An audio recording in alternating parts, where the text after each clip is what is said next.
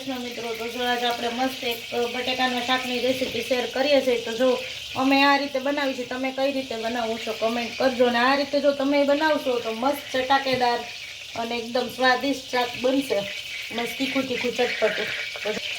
તેલ આપણે મૂકી દીધું છે। જો આ મિક્સ રાઈ જીરું છે, આ બધા છે સૂકા મસાલા। આમાં છે આમલી, સૂકેલું મરચું, તજ, લવિંગ ને બાદિયા।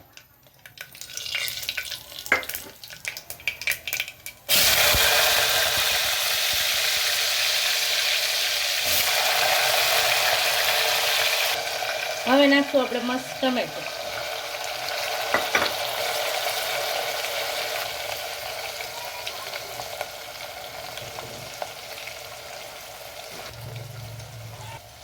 કરી નાખીએ હવે આપણે મિક્સ।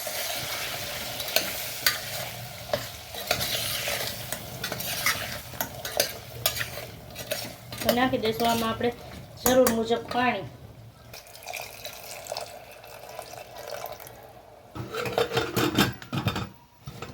હવે થઈ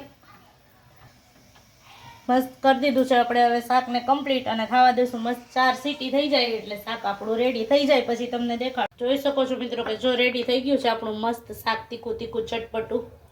અને નાખી દઈશું આપણે મસ્ત ઉપરથી કોથમીર। અમે તો